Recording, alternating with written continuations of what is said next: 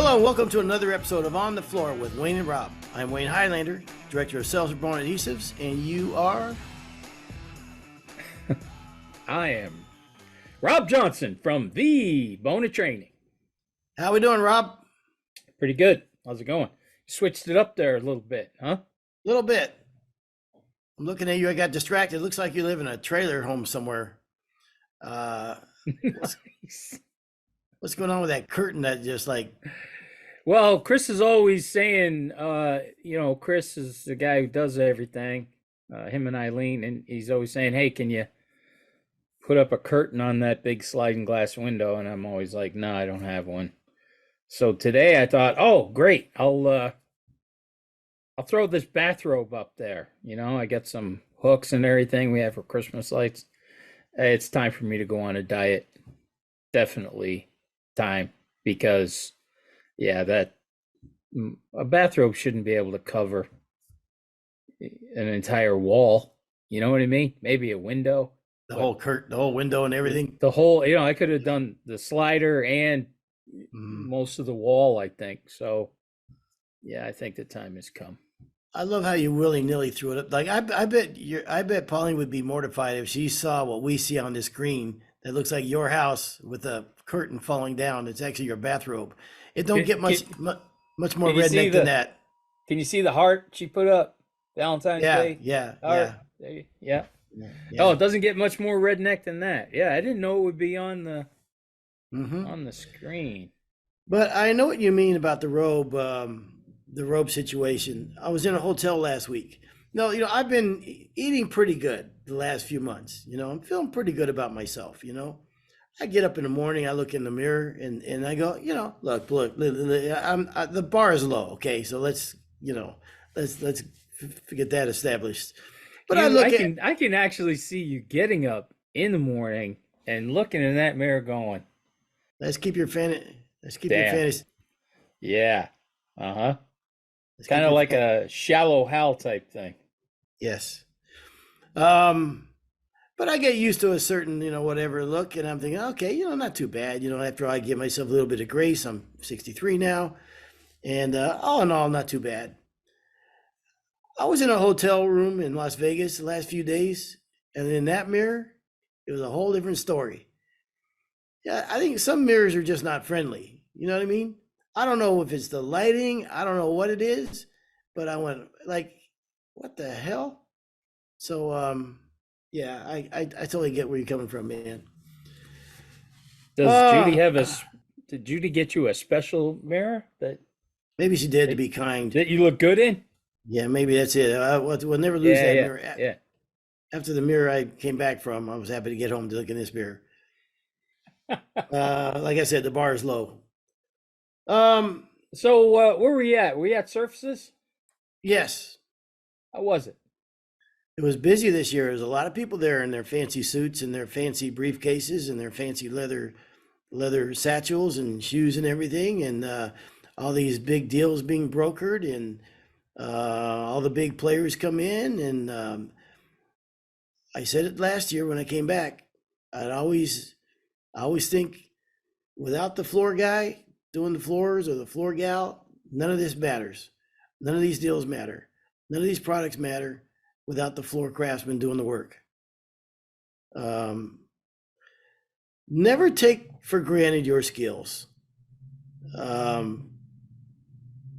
because it's a big deal when you've learned decades of craftsmanship stuff, how to do things and make things work that are not right, and make things come together and meet expectations and everything. Never take for granted those skills. Sometimes that's all you got left. And when these guys are doing all these deals and everything and walking around there, it always strikes me that none of this stuff matters. None of this big building with all these different products in here, none of it matters without the floor man. So the guy in the truck. That's it. Yep. All righty. I thought we would talk about, we could almost put this as another PSA. Us in our ventures of looking out after the floor man, about becoming a workaholic. Now, it's interesting to me because we probably all have friends that are not in the floor trade that don't work nearly as hard and as many hours as we do, right? Um, and it's easy to become a workaholic when you own your own business. You kind of get sucked into that sometimes because you work, you got to get the job done. So there's no, so you don't have a set like, oh, we only work, sorry, we don't work Saturdays and Sundays. Sorry, we only work 8 to 5. I mean, a lot of guys can do that. I had not mastered that.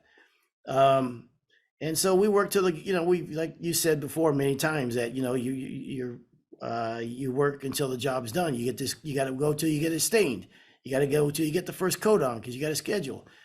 And then when you come home, all your friends are floor guys. So you're still talking about floors. You look on social media.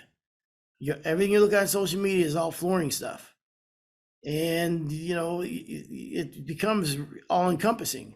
So I think it's easy to become like, a workaholic almost.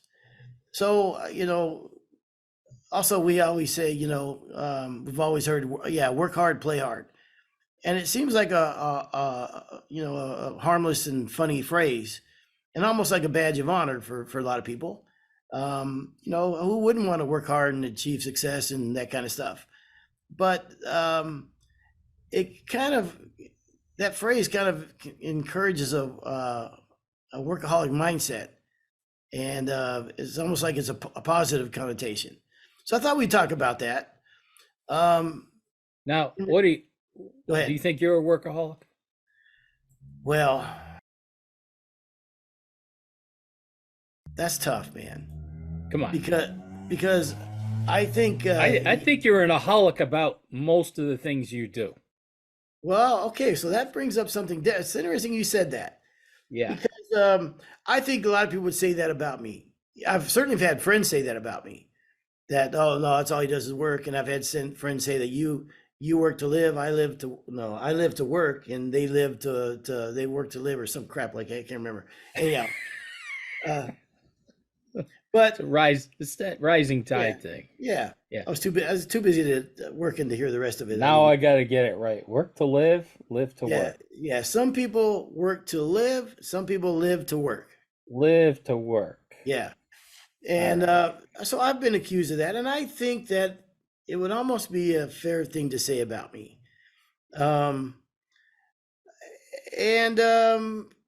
I think also part of that was to me like, okay, yeah, it's almost a badge of honor. You're not afraid to work. You'll work, you'll do whatever it takes to get the job done. And I grew up with, I've always worked hard. And that was just, that was, the guys respected were hardworking guys, right? But I guess so. If that answers your question, but here's something else you said. I think I'm that way about everything I do, though. That's exactly what I meant. Yeah. So like You're fishing. you're a aholic about. You're a fishaholic. Yes. You're a pet-aholic. Mm-hmm. You're yeah. I mean, you just you seem to have that kind of personality. So I wonder if All in. yeah. All in. Yes. I wonder if there's a fine line between passion and that phrase workaholic. Because when I fish, I'll be up the first guy up every day fishing. I will fish till the sun goes down. I will fish almost like nobody will fish as many hours as I will. I don't know why. That's why I'm driven. When I used to lift weights I know it's a long time ago. I know. I would never be satisfied and work, be in the gym all the time, whatever. I just think that's my approach to life. I think there's probably some deep-seated reasons behind that probably I don't want to know about. But you didn't read that whole article that you sent me then, did you? Yeah, I did. Oh yeah. And I wasn't some deep-seated stuff there. I wasn't liking the way that article was going. Because right off the bat, when I started to read that, I just started chuckling like, all right, this is perfect because they said, are you a workaholic or are you highly engaged in your job? And that's Uh, what I go, wow, that's definitely Wayne and I think that I'm highly engaged, but I'm not a workaholic. And yeah, I think you're more than highly engaged. yeah, probably so. I don't know, man. I think there's a big part of me that just wants to win. I want to be the best at whatever I do. Um, and I think that's tied into it too. Mm-hmm. And I'm not saying it's healthy. I'm not, believe me, I'm not bragging, and I'm not saying it's healthy. I'm saying That's who it you is. are. You can't help who you are. It is what it is, man. Right. And Exactly. but here's the way I look at it too. Would I turn around and do it any other way? And I don't think so. I'm not complaining. You know what I mean? I'm Yeah. okay. You know, other people may not like it. I mean, but that's just the way it is. And I've been like some people say, and I've seen this before. When a guy dies and he's like 70 years old, and the guy goes, "Man, he never retired. He worked. He worked his entire life. But poor guy, he never got to. You know, he just worked." Well, that's okay. Maybe that's what the guy wanted. Maybe he was happy working. I Maybe he liked what he was doing. There's still, there's people out there that love what they do. It's Yeah, so but I do think there's this other thing that drives me. I have this reoccurring nightmare in my head. Okay, and here's what it is. Okay, something happens to Judy. She dies somehow, God forbid. Okay, somehow she's gone. Okay, yeah. somehow I remarry. Okay, and I remarry a girl that's like half my age. Okay, she's 30. I'm telling you, this is how the dream is going. Okay, I'm sorry. I I know, I but it's forgot this was a dream. yes, but it's not as I good as thought it sounds. okay. Okay, Because because there's lots of 30-year-olds out there, late yeah, 20s, late 30s, I picture women her. looking for a dude just like you. You know, Just like you. losers. Yeah. Um, no, I picture she's like 38 years old in my dream. Okay, Okay. All right. All and right. she is an absolute wreck. I mean, a horrible human being. You find her in the gutter, gnats in her hair, No, not in a kind of that gutter. kind of. Not in a gutter. She lives in a beat up trailer home. Okay, Okay. she's got red hair. All right, I'm not making this up. She's got two kids who are equally as messed up as her. I mean, just horrible, rotten kids. You know, Hmm. like 15 years old, just miserable, rotten, big kids, dirty. And I picture them dirty. Like the house is always dirty, right? Yeah. Yeah. Now Yeah. that's not the worst of it. The worst of it is this. One day when we're arguing, she says to me, and we're living somewhere out in the country, okay, like out in the country in Tennessee or out here, like way out in the sticks somewhere. Yeah. And the worst of it is she says to me, she screams at me one day, "What happened to all that California money?"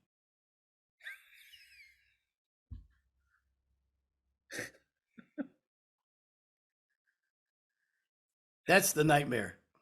And I've had it. I mean, it must have 8 times I've thought about this. And that's also what I think motivates me. So I don't. I'm not sure I know what to say right now, and Exactly. I think a bunch of our listeners.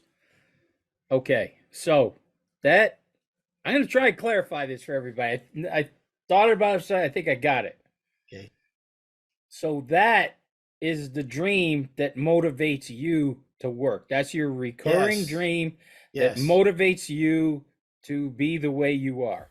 Yes. To be All right. successful, to work hard. Yes. All right. So, but I still don't.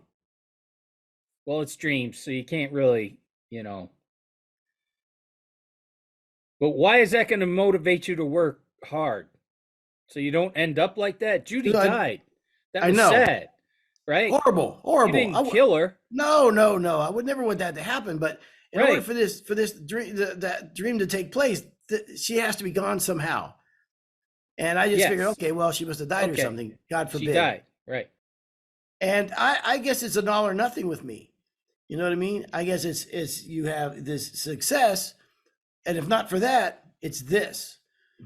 and I don't know why. I Uh, saw that dream just ending a completely different way. Like you come in like their white knight, their knight in shining armor, the white horse, I think that clean those kids up, move them out of there, move into a nice house, clean her, and everybody lives happily ever after. No, you're working this hard, a workaholic, so you don't end up with her. yes. There's no Okay, there's no okay, all fixing right. there's no fixing these people, Rob. You don't see in my head what the wreck that is in that trailer home, No, and I get it. the way I we, could smell it. the I way we could have to smell it. live. Yeah, Yeah. yeah. So reasons for being an alcoholic, workaholic, alcoholic. I was wondering who was going to be the first one to slip with that one. Yeah. Yes. I think also, um, I think the way that this sometimes happens with people is you get addicted to the grind, and you get addicted to the adrenaline of getting the jobs done and starting another job and the highs of this chaos almost of every day getting up and doing this, getting your truck and hammering, doing this job and every. I think almost it becomes like an addictive thing, like an adrenaline thing, and I think that could be part of it. Also, I think some people uh, have not figured out how to say no, and I think that's part of the problem that leads to it. Like it's a habit, like anything else, and it's tough to say no. Like I can't do this job because whatever I got. Nope, I'm going to take a vacation this week, and I'm just going to say no. And a lot of people have just not learned that skill or trade or whatever that is. Um, I think I was guilty of that too. I think I was like, all right, oh, I got to get the job, or maybe someone else will get the job. I won't get a job working with this guy again. And I think that was part of it. I marveled at people that have been able to treat this like a job. I mean, I remember talking to a floor. He's not. I think he sold his business. He's not in the business anymore. But he was very successful. Had probably 10 crews out there. And he goes, Wayne, it's just floors. It's just, because he got a call back in a job, and it was a legit call back and whatever. And he was like, yeah, it's just floors. It's not that big a deal, whatever. It's not life and death. And we'll get to it Monday. We're not working this weekend and whatever. And I admire that. I really do admire that. But that just wasn't me. That's a shocker. I mean, because just about every floor guy I know is not that way. Yeah. Yeah. I mean, they're you know totally opposite of that. The problem with being sometimes a workaholic is that you can be emotionally unavailable to other people. Um, I wouldn't say that. I wouldn't say that about me. Uh, I mean, I get along phenomenal with my wife. When we have a great relationship. I have and I think that she's very independent too. That's the other thing too. She's very independent and has her own life and does her own stuff and whatever. And so we she's not. I think if she was needy or if she was a different type of personality, maybe it wouldn't work. But we get along great. But I think a lot of times you could be. I can see how you could be emotionally unavailable if you were like a workaholic. Um, I used to work out with a guy one time who was a bodybuilder, like I was a slug working out. You know what I mean? But this guy was like he was a bodybuilder. And he was on there's levels in life, and he was that guy. Uh, and the way he was so consumed with that, I'd say he was emotionally unavailable to his wife and his kids. By the way, I mean he had to be in that gym every day, no matter what. That's just the way it was. He had to eat a certain disciplined way every time. He was so rigid and whatever, and where I think he was at the age where his kids could be doing other things, but for him it was always in the gym, all the time. But so I can see if you took that same type of mindset to work and you had kids and whatever, yeah, I can see that being a problem. But I don't know. I just think it would be good to talk about this because if you find yourself in this rat race of and maybe some of the signs we have, some of the signs here. Did I send you that list, Paul? Rob, what's your name? Yeah, Rob? Yeah. yeah. Well, you can call me Paul. I'm mostly Paul, you know, you're. unavailable to. I don't want to bother you. No, no, no, no, no. I wouldn't. You I know what I don't. mean? I don't Yeah, want to bug you. I got my Yeah, own thing going on. Paul. I could be a Paul. I can see me as Paul. Could you? I could actually. That would work for me too. Yeah, Paul Yeah, was. yeah. Yeah, you can call me Paul. All right. Call me Paul the rest of the day. Okay. Here's a way that you might know that you're a workaholic. Workaholics experience negative emotions like anxiety and guilt when they aren't working. Okay, and that is a trap. And I've kind of fallen into that, and I think a lot of guys do that because like owning your business never ends. Like you could always be doing something. I mean, it's like a farmer almost. Yeah. The day could never end. You could just keep going. I used to joke when years ago that my next job I should have a job that they open at 8 and they close at 4, and that's it. You can't do any more work. You can't get in there. That's it. Whatever, because as a flooring contractor, the day could never end, and so you do feel guilty sometimes by I could be doing this, or I could be, we got the baseboard. At least I'm home now. I could hit the baseboard, or I could do the risers and treads with my shop because blah blah blah, whatever. Workaholics tend to work beyond what is reasonably expected of them, even by the organization. So, workaholics have persistent thoughts about work when they're not working. Uh-oh. I don't like the way this is Yeah. going. Yeah, this is I don't like the way you're this is getting going. killed here, man. Yeah. Workaholics have persistent thoughts work when they're not working. They find it difficult mentally to disengage from work. Yeah. I'm All starting right. to think This is why I know that that you and I are both mentioned in this article. You're a workaholic, and then there's somebody who is not a workaholic but highly motivated with his job. Okay. Now that one right there, you know it. You've heard me tell other guys who work at Bona and who I've worked with all my life. Hey, do your job, right? Work as hard as you can. When you're supposed to be there, whatever that, kill it. Okay? Then when it's over, put that bag of bricks down. Don't carry it around. It's a bag of bricks. Put it down. Get on with your life. There are some guys who can't do that, and it eats them alive. Yeah. You might be one of those guys who is blessed where you can't do it, but it doesn't eat you alive. You and I both knew some guys that couldn't put the bricks down, but also couldn't handle the pressure. Oh yeah. Yeah. You know what I mean? Yeah. So if you're gonna be a workaholic, man, it's a pressure cooker. Yeah. So where I am the king, I love when I'm out doing a school or something and a distributor and they're like, hey, they got to lock up at 4:30. I'm like, 4:30? Absolutely. You mean there's an end date? There's a start and a finish time? That's beautiful. Oh, that's fantastic. You just reminded me of one of my favorite phrases. My really good friend Jeff Rose passed away several years ago. God, man, what a great guy. He used to say, if you're going to be a bear, you might as well be a grizzly, and I like that expression.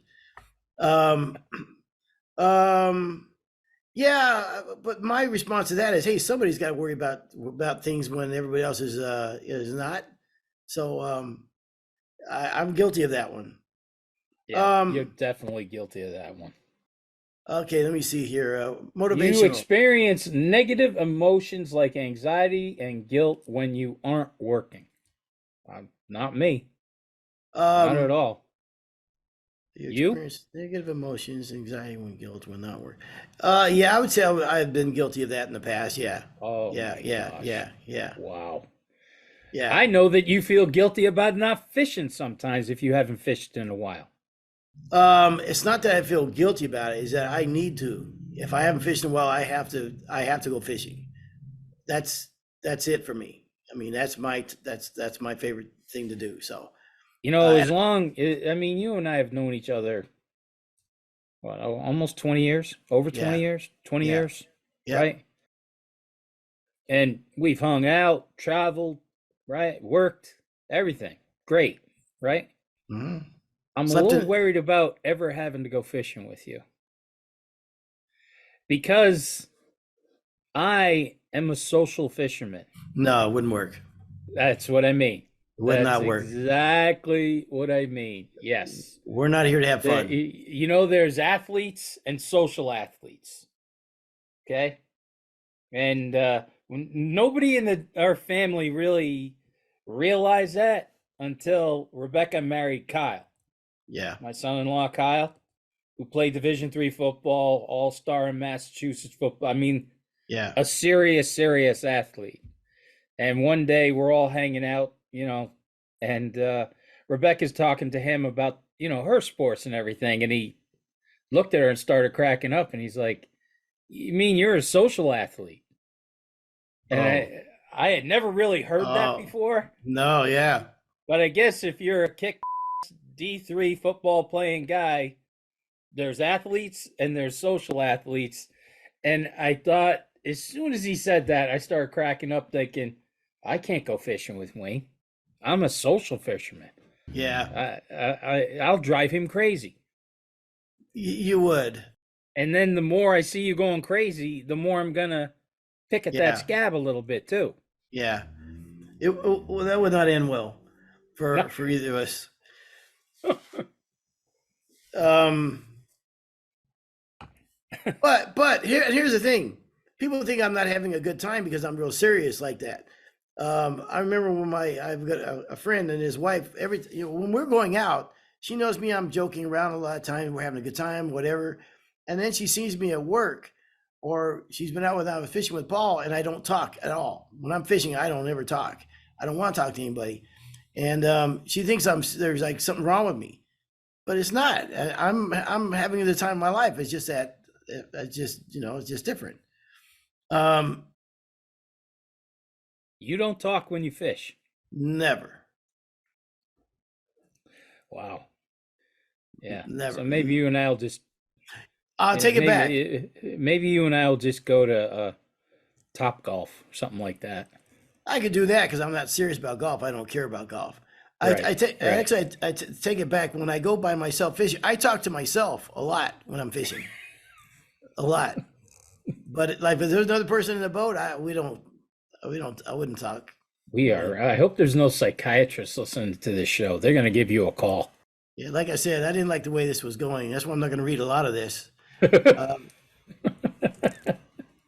but when I talked about being emotionally unavailable, I'm going to tell you the best story I have ever known about someone being emotionally unavailable. And Well, let me share you my story. Being okay, emotional.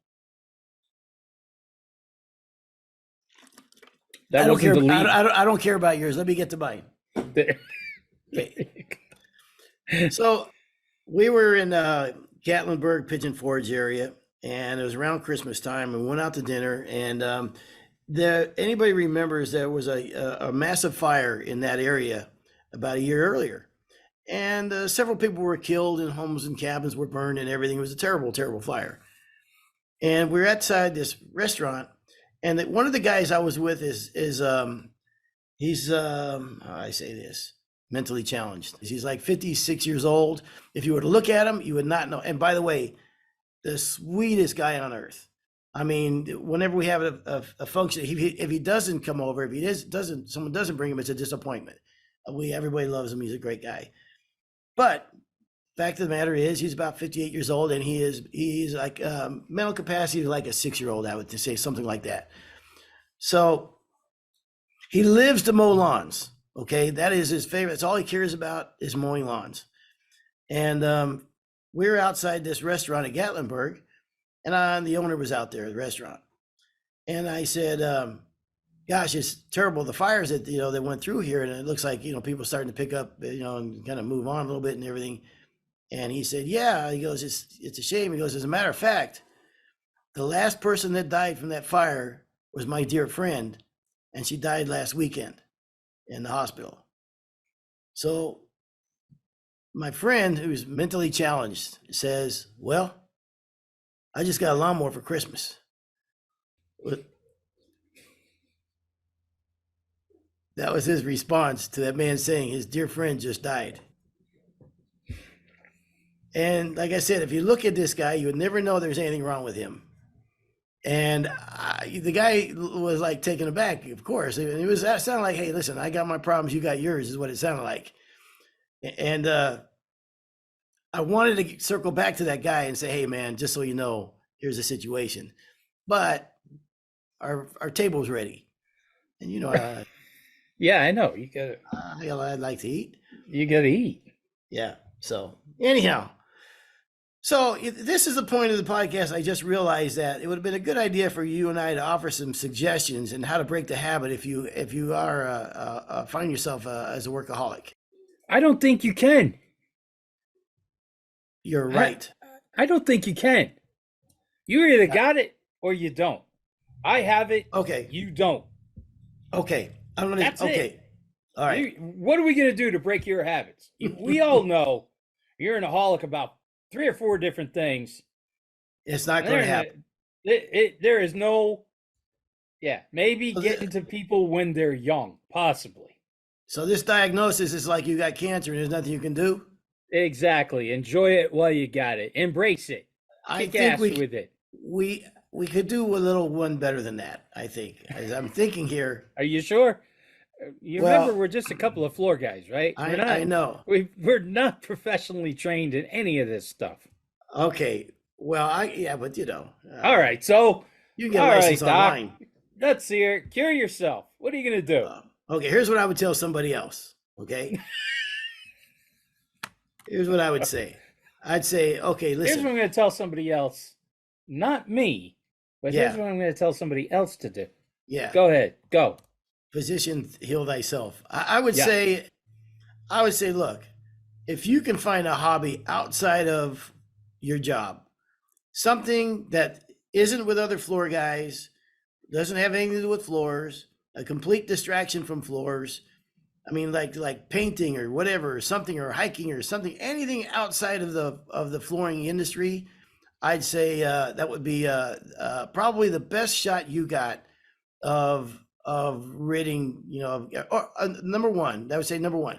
Well, that's number two. Number one, I would say that you're aware of it, that you make yourself at least aware that you have this trade. And where does it come from? I mean, if you read a lot of this, it goes way back to the childhood. Don't go there, man. Don't. I don't. don't. I was. We I don't was need to go reading any- all that childhood stuff, and I'm like, oh, where are we gonna go with this thing today? Yeah, we don't think we need to go any further than this. But I think number one is at least be aware that this might be something you suffer with. And number two, that it may affect other loved ones in your life. Hey, I'm trying here.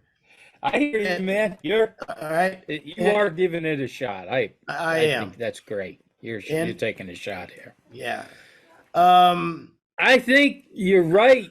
If you read some of these things, like as I was reading through this, I was cracking up thinking, nope, nope, nope on me, and yup, on you.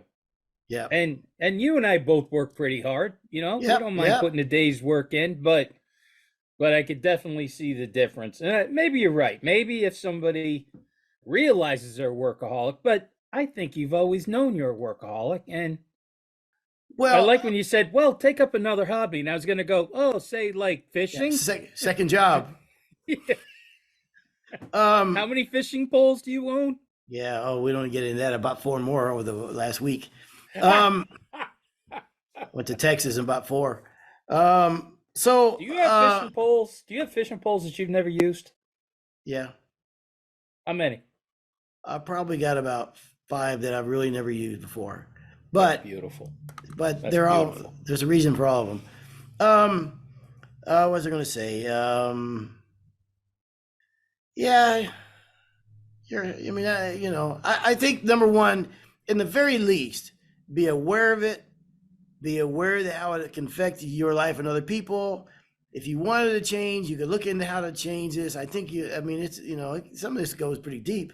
But maybe we need to do more research on how to not become, or how to shed it.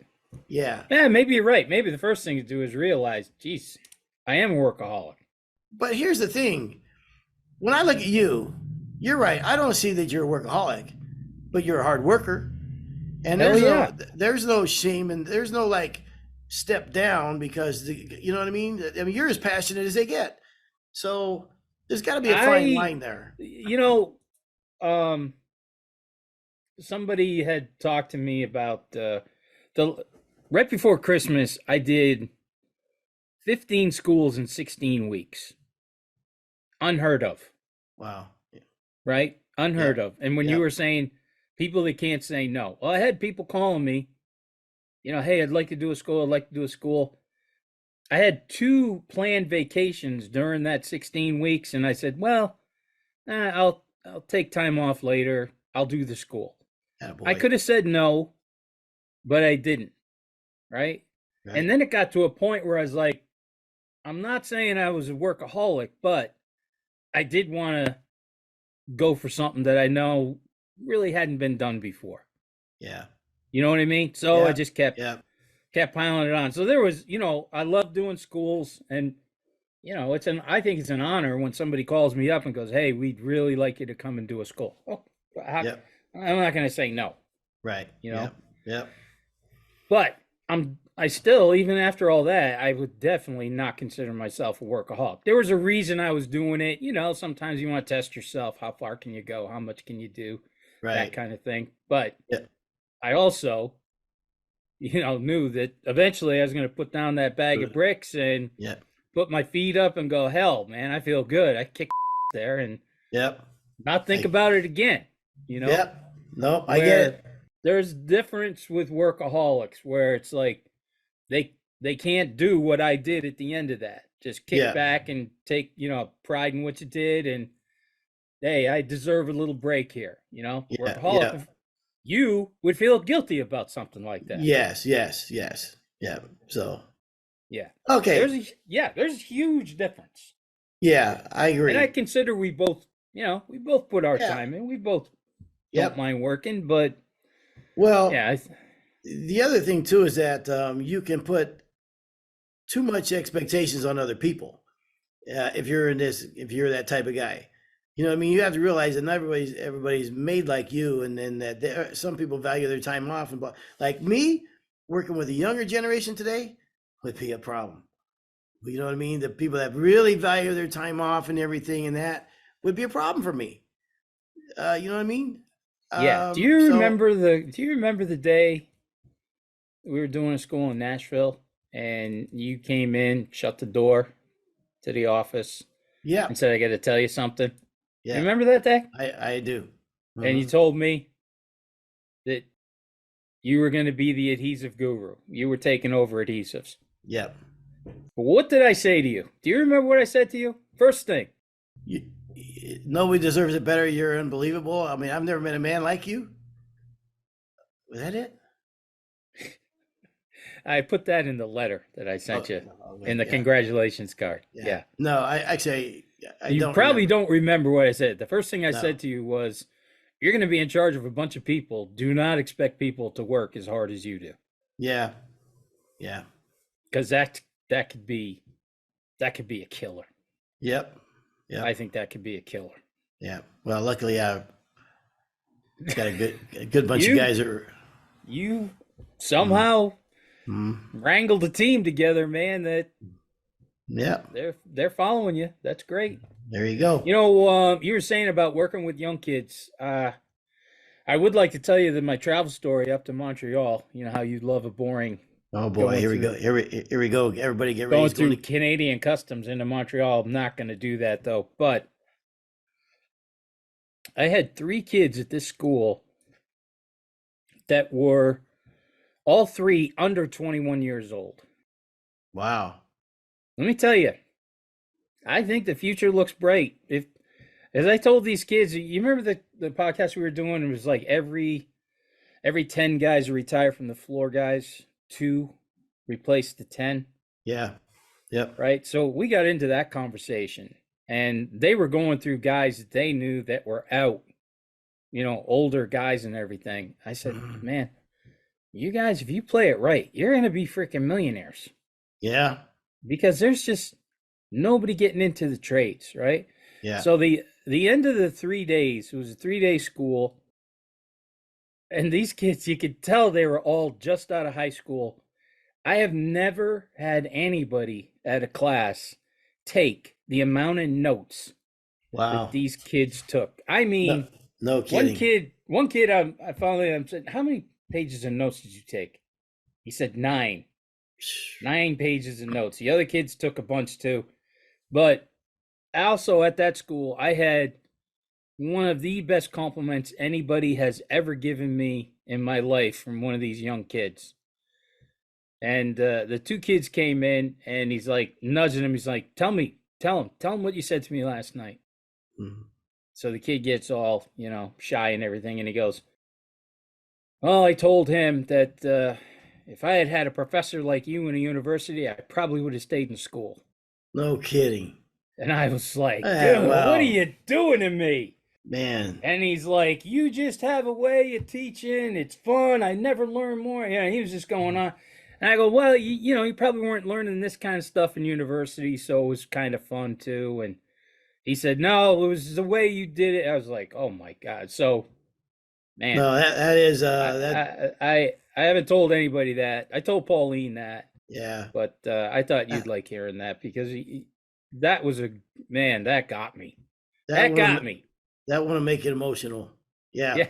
Yeah. That no, seriously, that is that's a high honor, man. Pretty cool. Yeah. So, Can you imagine I if they know had met there's a me? lot of what's that? Could you imagine if they had met me?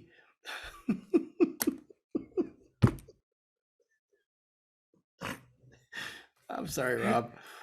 No, that's And an that's honor. another On the Floor with Wayne and Rob. Hmm. Please stay tuned for another episode. Well, we should get out of here anyhow. It's been a long time. I'll say if you're a workaholic, there you go. Kill it, baby. This has been another episode of On the Floor with Wayne and Rob. Please stay tuned for another episode.